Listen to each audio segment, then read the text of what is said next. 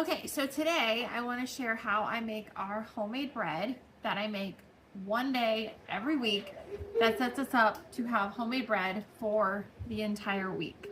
It is a very simple recipe because I feel like bread making has either become gate kept. Is that a word? Gate kept? I feel like people are making you pay for it, or they make it look like it's extremely difficult when it's not.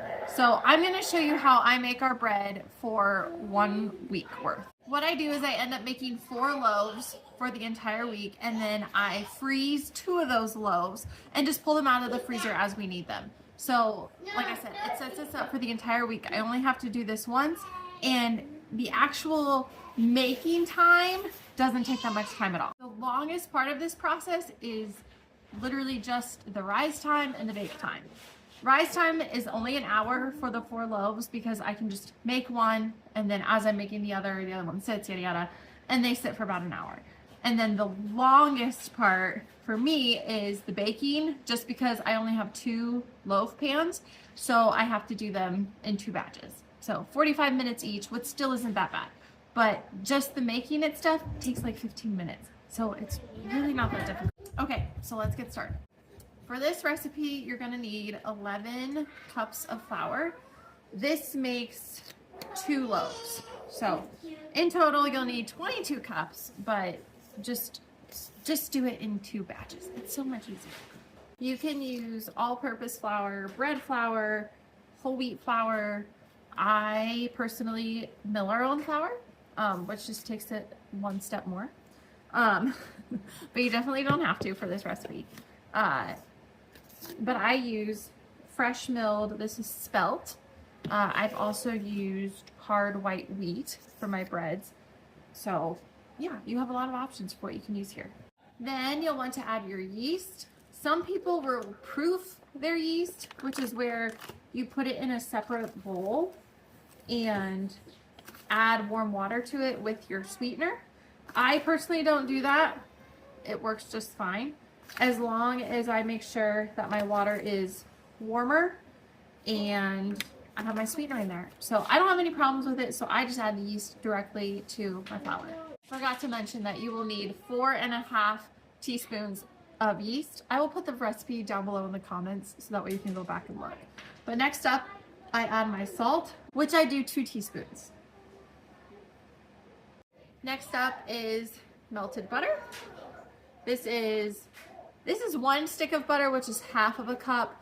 The recipe that I use calls for 1/3 of a cup, but I'm too lazy to cut off 1/3 of a cup, so I just do half a cup. It's way easier. Then I'm gonna add 1/3 cup of honey. You can use, this recipe is for a liquid sweetener, so you can use either honey or maple syrup. I have used maple syrup when I've been in a pinch, when I don't have honey around, but honestly, you can taste the maple syrup a little bit in this recipe, so I just stick with honey. But you do need a sweetener because you need to be able to feed your yeast. Now at this point, I'll just get out my KitchenAid and I will stick on the mixture that I have so far. I first use my paddle, and then I just mix these together first while I go and get my warm water. So those will just mix up for a little bit here. You do want to be careful with your water that you don't get it too hot. Basically what I'll do is I'll just like keep my finger on the water as it comes out of the faucet, and then when it's like warm to the touch, I'll know that I can start filling up my jar. You'll need 3 cups of water. If you do anything hotter than that, you run the risk of killing your yeast. So that's the only thing that you have to be careful of, is making sure that your water is warm but not hot, because like I said, too hot, you will kill your yeast. If it's not warm enough, you're gonna have trouble with it rising and activating the yeast. So that's why you have to be careful. So like I said, I'll just run my water with my hand under it, feeling the temperature here, making sure that it's not getting too hot. And then once I feel like it's warm enough, then I will go ahead, put my jar under. I need 3 cups of water, so that's just the top line here on this mason jar. So I'll just fill it up to there. and then we're good to go. While the paddle's still going, I'll go ahead and add in my water. And I just let that mix for a little bit, just to kind of watch the consistency of it to see if I need to add any more water or maybe even some more flour, because fresh milk flour can just be a little bit picky. All right, that's looking good. So I'm gonna stop that. And then I just scrape off the dough from my paddle. Get off any of this excess here. And then I'll switch over to my kneading hook. Yes, it is a little bit dirty because I did 2 loaves before this, so don't come at me in the comments. Go ahead and stick that on. And then I'm gonna let this knead. All right, so it's been about a minute, 2 minutes of kneading, and I'll know when to stop because the dough itself will start to form a ball and then it will stop sticking to the edges. So that's my indicator that it is done. So again, I'm just gonna scrape off my hook here and remove that. Then if you are making 2 more loaves, you can transfer this over to another bowl, or you can let this sit. Once it's done kneading, you'll want to let it rest. This can take no more than an hour. It could take less time depending if your kitchen is warmer, but you're just gonna let it sit here and do its thing. What you're looking for is for it to at least double in its size. So I'm just gonna cover it up here so it doesn't dry out, and I'll be back in an hour. Okay, so it's been about an hour and my dough has doubled in size. So let me show you here what she looks like. Okay, ta-da! So if you saw before, it was like way down in here. So she's definitely about doubled in size. So it is time to shape the dough. You can use oil or flour for this, even water. I've done water sometimes when I've ran out of oil and didn't have any leftover flour. So, but you just don't want it to stick to your surface, that's all. So roll your sleeves up so it doesn't get messy. And then I just put a little bit of oil on my mat here. You can use a cutting board. I have this is a silicone mat, parchment paper, anything you really want to, honestly. And then you just smear that around so your dough doesn't stick. I use what is this? Bench knife? I can't remember the name of this. I use this thingy to get my dough. You don't have to use this. Just grease up your hand and get in there and just pull it off the side. It's not a big deal. You don't need fancy equipment to make bread. But scrape down the sides the best that you can. I know you guys can't see this, I'm sorry. But just scrape it out just like that. And then I just make sure my hands are all greased up. And let me show you how I shake this.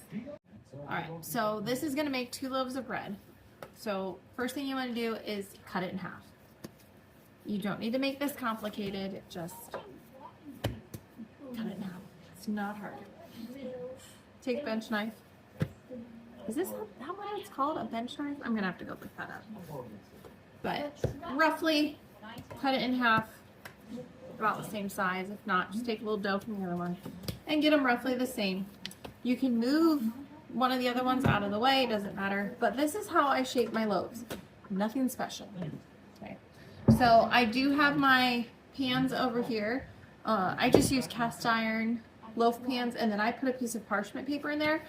You can use parchment paper up to 3 times before you either compost it if it says it's compostable, or throw it away. So I reuse mine, but all I do is I just flatten it out here, and then I just roll it up like so. Squish the sides in. Take my pan, put it inside. There you go. Now, if you're using all-purpose, I would recommend that you let it rise a little bit more. You do not have to do it near as long as that first rise. With fresh milled flour, you're probably not going to get that second rise out of it. So that's why I'm not going to take the time to let this sit again. The only time that my bread is going to get right now to rise a second time is when my oven preheats, which is on right now. So that's all that is. But if you're going to do this with regular flour, which I'm assuming most of you are, 10-15 minutes, you'll start to see it pop up. So you don't want it to go too long, but Again, don't make this complicated. Turn your oven on to preheat. If it's brand new, like you haven't used it all day long and it's not as, you know, not as warm. Mine I've been using earlier today, so it's gonna warm up faster, but 10-15 minutes, not bad. So just let this sit for a minute while your oven preheats. For this recipe, I am sitting at 325 degrees Fahrenheit, so I'm gonna go set these over by the oven and put those in. They will bake for a total of 45 minutes. All right, it's been 45 minutes, so I'm gonna take my bread out of the oven. Ta-da! There you go. 45 minutes later, fresh baked bread. Easiest thing you could make. Don't let people fool you. It is not hard. You just have to take the time to do it. So, all right, I'll see you guys next time. Bye.